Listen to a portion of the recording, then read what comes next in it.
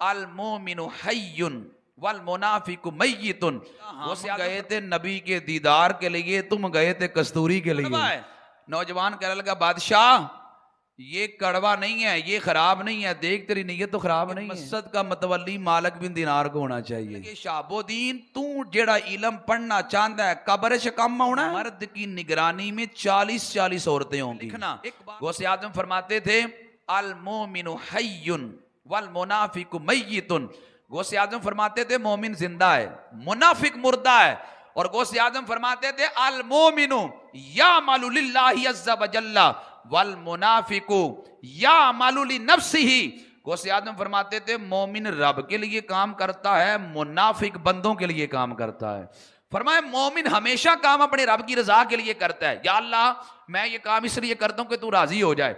मुनाफिक काम करता है कि लोग मुझे दाद दें। लोग कहें क्या बात है, क्या बात है हजरत साहब की, इतनी बड़ी महफिल, इतना ज्यादा लंगर, इतने ज्यादा इंतजामात। फरमाया कि अगर नमूदो नमाइश के लिए, लोगों से दाद वसूल करने के लिए अगर कोई काम करता है, रब की बारगाह से उसे कोई अजर नहीं मिलेगा। हजरत मौला अली रदी अल्लाह तआला मस्जिद में बैठे थे, एक बंदा बाहर से आया, मस्जिद में उसने नमाज पढ़ी, नमाज जल्दी से पढ़ी। हजरत अली ने उसको बुलाया, बुलाकर फरमाया तूने कैसे नमाज पढ़ी है, ऐसे नमाज पढ़ते हैं, चल आहिस्ता से जाके नमाज दोबारा पढ़। उसने बड़े ठहर ठहर के आहिस्ता आहिस्ता नमाज पढ़ी। तो हजरत अली ने दोबारा उसको बुलाया, बुलाकर फरमाने लगे 10 पहली नमाज सही क्या है, सही सी।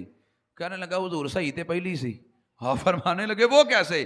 तो कहने लगा हुजूर पहली मैंने अल्लाह के लिए पढ़ी थी और ये मैंने आपके डर से पढ़ी है, तो इसलिए सही तो वही थी जो मैंने रब के डर से पढ़ी थी। उसने कहा कि काम हमेशा वो करे जो रब की रजा वाला है। आदम अलैहिस्सलाम जब जमीन पे आए ना जन्नत से, तो सारे जानवर आदम अलैहिस्सलाम की जियारत करने के लिए गए। एक हिरनों का गिरोह भी गया आदम अलैहिस्सलाम की जियारत करने के लिए। आदम अलैहिस्सलाम के पास गए तो आदम अलैहिस्सलाम बड़े राजी हुए। आदम अलैहिस्सलाम ने हिरनों के पुष्ट पे हाथ फेरा, अल्लाह ने उसके सिले में उनके अंदर नाफा खुशबू पैदा कर दी। कस्तूरी उनसे निकलने लगी। कस्तूरी उससे ऐसे निकलती है जैसे मुर्गी से अंडा निकलता है। वो जब हिरनों का गिरोह वापस जंगल में आया तो हर तरफ खुशबू फैली हुई थी। दूसरे हिरन के गिरोह ने इनसे पूछा कि क्या वजह है, तुमसे खुशबू क्यों आती है? वो गिरोह कहने लगा आदम अलैहिस्सलाम की जियारत करने गए थे, आदम अलैहिस्सलाम ने हमारे वजूद पे हाथ फेरा है, अल्लाह ने हमारे अंदर खुशबू पैदा कर दी है, तुम भी जाओ तुम्हारे अंदर भी खुशबू पैदा हो जाएगी। वो हिरनों का दूसरा गिरोह हजरत आदम अलैहिस्सलाम के पास आया। आदम अलैहिस्सलाम ने उनकी पुश्त पे भी हाथ फेरा, लेकिन उसके अंदर कोई खुशबू पैदा ना हुई। ये दूसरा हिरनों का गिरोह पहले हिरन के गिरोह के पास गया तो कहने लगा कि यार तुम्हारे अंदर से तो कस्तूरी निकलती है, हमारे अंदर तो पैदा नहीं हुई, हालांकि तुम्हारे ऊपर भी हाथ फेरा, हमारे ऊपर भी आदम अलैहिस्सलाम ने हाथ फेरा है। वो पहला हिरनों का गिरोह कहने लगा तुम्हारे और हमारे अंदर बड़ा फर्क है। वो हिरनों का गिरोह कहने लगा क्या फर्क है? पहला हिरनों का गिरोह कहने लगा हम गए थे नबी के दीदार के लिए, तुम गए थे कस्तूरी के लिए। भाई नीयतों में फर्क तो बड़ा, याद रखें आपकी नीयत जब बिगड़ जाएगी ना हालात बिगड़ जाएंगे, आपकी नीयत जब सवर जाएगी हालात सवर जाएंगे। आपकी नीयत सही होते ही हालात का बेहतर होना शुरू हो जाता है। आपकी नीयत पे दारो मदार है। मैं इसकी एक मिसाल अर्ज करता हूं। नौशेरमा बादशाह बड़ा आदिल था, निकले अपनी रियाया में, उसने देखा कि अनार का बाग है, बाग बड़ा खूबसूरत है, अंदर नौजवान खड़ा है। नौशेरमा बादशाह कहने लगा नौजवान से यार अनार तो खिलाओ। नौजवान दौड़ा दौड़ा गया, एक अनार लेके आया, बादशाह को पेश किया। बादशाह ने खाया तो अनार बड़ा मीठा था। बादशाह कहता यार एक और लेके आओ। नौजवान बड़ा दाना था, वो गया एक और अनार लेके आया, बादशाह को दिया, बादशाह ने खाया। बादशाह कहता यार अनार बड़ा मीठा, एक और लेके आओ। वो बंदा अनार लेने गया, बादशाह के दिल में नीयत खराब हो गई। बादशाह के दिल में ख्याल आया अनार का बाग है, अनार बड़ा मीठा है, तो क्यों ना इस पर टैक्स लगा दें, टैक्स लगेगा तो हुकूमत को नफा ज्यादा मिलेगा। नौजवान अनार लेके आया, बादशाह को दिया, बादशाह ने खाया तो अनार कड़वा था। बादशाह कहने लगा तेरे बाग को क्या हो गया, ये तो कड़वा है। नौजवान कहने लगा बादशाह ये कड़वा नहीं है, ये खराब नहीं है, देख तेरी नीयत तो खराब नहीं है। बादशाह ने गौर किया, उसने कहा हाँ नीयत ही खराब है। जब नीयत खराब होगी तो आगे काम भी खराब हो गया। इंसान की नीयत जब हो ना रब के लिए, हर बंदा कहता है मेरी शोहरत हो, हर बंदा कहता है लोग मुझे जाने, हर बंदा कहता है लोग मेरी तरफ उंगलियां इशारे कर करके कहे बड़ा बाकमाल आदमी है। याद रखे, जब आपके दिल में ये बात होगी ना, लोग मेरा अच्छे लफ्जों में जिक्र करें, लोग कहें क्या बात है फलाने की, कोई आपकी तरफ देखता भी नहीं है। और जब आप कहें ना कोई ना वेखे बस रब वेखे ते रब दा रसूल वेखे, जब ये कैफियत पैदा होती है फिर लोग खड़े होके देखते हैं, फिर लोग मोहब्बतों से देखते हैं। अल्लाह अकबर। यही मालिक बिन दिनार है। कितनी आला बात है अगर आप इसको दिल पे लिखें तो। मालिक बिन दिनार कहते हैं मैंने दिमश्क की जामे मस्जिद में इसलिए एतिकाफ किया कि लोग मुझे मस्जिद का मतवल्ली बना लें। लालच था, नीयत खराब थी। मालिक बिन दिनार कहते हैं मैंने एक माह एतिकाफ किया इसलिए कि लोग मुझे मस्जिद का मतवल्ली बना लें। मालिक बिन दिनार कहते हैं दूसरा माह पूरा गुजर गया एतिकाफ बैठे हुए मस्जिद में, किसी ने मुझे पूछा तक भी नहीं। तीसरा माह भी गुजर गया, 6 माह गुजर गए, 8 माह गुजर गए। मालिक बिन दिनार कहते हैं पूरा साल मैं मस्जिद में इसलिए रहा कि यार लोग मुझे मस्जिद का मतवल्ली बना लें। मालिक बिन दिनार कहते हैं कि साल जब इस नीयत से मस्जिद में रहते हो गया, मुझे गैब से आवाज ही मालिक बिन दिनार कब तक तेरी नीयत बिगड़ी रहेगी।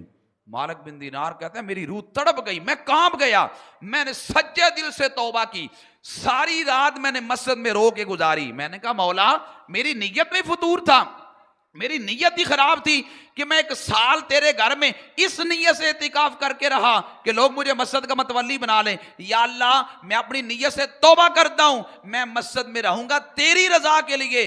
एक रात कहते हैं मैंने तौबा करके गुजारी, मैं मस्जिद से अगले दिन बाहर निकला तो लोग बातें कर रहे थे कि मस्जिद का मतवल्ली मालिक बिन दिनार को होना चाहिए।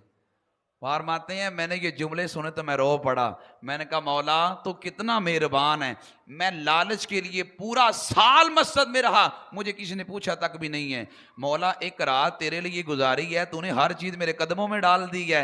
इंसान अपनी नीयत का किबला सीधा तो करके देख, अल्लाह हर चीज तेरे कदमों में डाल देगा। आप अगर किसी फैक्ट्री में काम करते हैं, किसी की मातहत काम करते हैं, आप अगर अपने मालिक और बॉस की अदम मौजूदगी में डंडी मारते हैं, याद रखें वो नहीं देख रहा, तुम्हारा रब देख रहा है। आपकी नीयत में फतूर है तो रब देख रहा है। अगर आपकी नीयत खालिस है तो अल्लाह आपको थोड़े पे भी अजर ज्यादा अता करेगा। इसलिए गौसे आजम रज़ी अल्लाह ताला अन्हो की जिंदगी का एक रोशन बाब यह भी है। हजरत गौसे आजम रज़ी अल्लाह ताला अन्हो, अल्लाह अकबर, कितनी खूबसूरत बात है। आज बड़े लोग हैं इल्म पढ़ते हैं लेकिन उस इल्म का फायदा कोई नहीं है। मेरे शेख कामिल तो कहा करते थे दुनिया की तालीम को तालीम नहीं कहा जाता, तालीम असल दीन की है। दुनिया की तालीम तालीम नहीं है, दुनिया की तालीम हुनर है। हुनर पैसा कमाने के लिए होता है और दीन की तालीम अपनी आकबत को संवारने के लिए होती है। हजरत शहाबुद्दीन सोहरवर्दी, बड़े सिलसिले 4 हैं, नक्शबंदिया, सोहरवर्दिया, चिश्तिया और कादरिया, ये 4 बड़े सिलसिले। सिलसिला सोहरवर्दिया के बानी उनका नाम है शहाबुद्दीन सोहरवर्दी रहमतुल्लाहि ताला अलैह। शहाबुद्दीन सोहरवर्दी कहते हैं मुझे मंतिक और फलसफे का बड़ा शौक था, मैं चाहता था कि मंतिक और फलसफे में कुछ चंद किताबें पढूं। हजरत शहाबुद्दीन सोहरवर्दी कहते हैं मैंने अपने चाचा जान से मशवरा किया कौन सी किताब पढूं। मेरे चाचा कहने लगे यार मैं मुरीद हूं गौसे आजम का, चलते हैं गौसे आजम के पास, जो हजरत गौसे आजम किताब पढ़ने को कहेंगे ना तुम मंतिक और फलसफे पे वो किताब पढ़ लेना। शहाबुद्दीन सोहरवर्दी कहते हैं दिल में इरादा ये था गौसे पाक की महफिल में जाएंगे, उनकी मजलिस में बैठेंगे, महफिल खत्म होगी, बाद में अर्ज करेंगे हुजूर मंतिक और फलसफे को किताब पढ़ना चाहता हूं, बताओ कौन सी किताब पढ़ूं, जो किताब गौसे आजम बताएंगे वो पढ़ लूंगा। शहाबुद्दीन सोहरवर्दी कहते हैं हम गौसे आजम के आस्ताना में दाखिल अभी हुए, उधर से गौसे आजम आ रहे हैं। गौसे आजम की नजर जब शहाबुद्दीन सोहरवर्दी पे पड़ी, बुला के फरमाने लगे शहाबुद्दीन तू जेड़ा इलम पढ़ना चाहता है कब्र च कम आना। शहाबुद्दीन सोहरवर्दी कहता है मैं हैरान रह गया, अभी मैंने सवाल पूछा तो नहीं है, बात की तो नहीं है। गौसे आजम मुझे बुला के फरमाने लगे जो इलम तू पढ़ना चाहता है कब्र में काम आएगा। शहाबुद्दीन सोहरवर्दी कहते मैंने कहा हुजूर नहीं। गौसे आजम फरमाने लगे इलम ओ पढ़ जरा मरनो पीछे कम होना ही। बहुत बड़ा जुमला हजरत गौसे आजम ने अपने मानने वालों को दिया। फरमाया भाई इलम वो पढ़ो जो मरने के बाद काम आने वाला है। आपने अगर बीएससी की है, आपने एमएससी की है, आपने अगर बीकॉम की है, आपने एमएम की है, आपने अगर दुनिया की आला डिग्रियां ली हैं, अगर आपसे पूछा जाए मरने के बाद कब्र में क्या काम है इसका, हशर में क्या काम है, जवाब नफी में होगा। तो इल्म वो पढ़े जो मरने के बाद काम आने वाला है। मैं अक्सर जगहों पे जाता हूं, लोग कहते हैं जी हमने अपनी बच्ची को ना मैट्रिक करवानी है। मैं पूछता हूं क्यों? लोग कहते हैं रिश्ता देखने वाले जब आते हैं तो आते पहला सवाल ये करते हैं धी ने की पढ़िया जे, मैट्रिक की है कि नहीं। तो पहला सवाल ही जब रिश्ता देखने वाले ये करते हैं तो इसलिए हम अपनी बेटी को मैट्रिक करवाएंगे फिर कुछ और सोचेंगे। मैंने कहा काश हमारे मुआशरे में रिश्ता देखने वाले जब जाते जाते ये पूछते कि इस लड़की ने दीन कितना पढ़ा है, इसने कुरान का तर्जुमा पढ़ा है, इसने दरसे निजामी किया है, इसने कुरान के हलालो हराम को समझा है। काश ये भी लोग जाके पूछते कि इसने दीन का कितना पढ़ा है। दीन के बारे में सिर्फ इतना ही काफी हमारे लिए होता है कि इसने नाजरा कुरान पढ़ा है। ओ भाई नाजरा तो की बुनियाद थी, वो तो पढ़ना ही था। आज हमारे मुआशरे के अंदर बेहयाई बढ़ती जा रही है। वजह यह है हमने एक तो निकाह की में ताखीर पैदा कर दी और दूसरी बेहयाई की बड़ी वजह यह है हमारे मुआशरे के अंदर को दूसरे निकाह का नाम लेके देख ले उसे लोग मनहूस समझते हैं। लोग उसे समझते इसने क्या कर दिया। मुझे कोई बंदा यहां खड़ा होके बता दे 4 बड़े सहाबा सिद्दीक़ अकबर, हजरत फारूक आजम, हजरत उस्मान गनी, हजरत मौला अली रज़ी अल्लाह ताला अन्हुम, इनमें से किसी की एक शादी थी। आप देख लें चारों खुलफा में से किसी ने 8 निकाह किए, किसी ने 9 निकाह किए, यके बाद दीगरे, यानी एक वक्त में 4। एक अगर इंतकाल कर गई तो अगला निकाह किया। अब इसलिए हमारे मुआशरे के अंदर वो जो निकाह का कॉन्सेप्ट था कुर्बे क़यामत, मेरे आका अलैहिस्सलाम ने कहा एक मर्द की निगरानी में 40-40 औरतें होंगी। एक बार नहीं बार बार सोचिएगा मेरे जुमले पे। फरमाया कुर्बे क़यामत एक मर्द की निगरानी में 40-40 औरतें होंगी।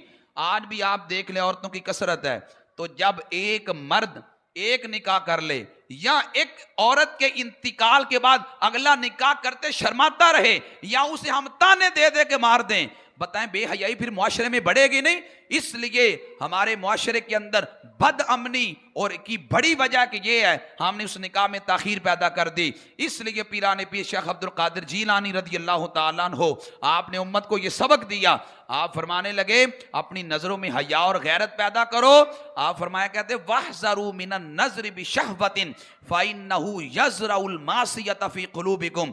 गौसे आदम फरमाते थे अपनी नजर को पाक रखना, अगर तुम्हारी नजर गंदी होगी तो तुम्हारे दिल के अंदर गुनाह का बीज बो जाएगी। इसलिए इकबाल ने कहा था निगाह पाक है तो पाक है दिल भी, कि हक ने दिल को किया निगाह का पैरो। आंखों में गैरत हो तो दिल में भी होती है, अगर आंखों पे गैरत ना हो तो दिल में भी गैरत नहीं होती।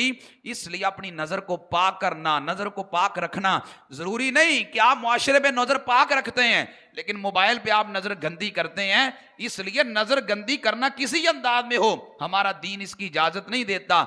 अगर हम अपने अकाबिरीन की तालीमात पे अमल करेंगे हमारी न सिर्फ जिंदगी बल्कि कब्र और हशर का मैदान भी रोशन होगा।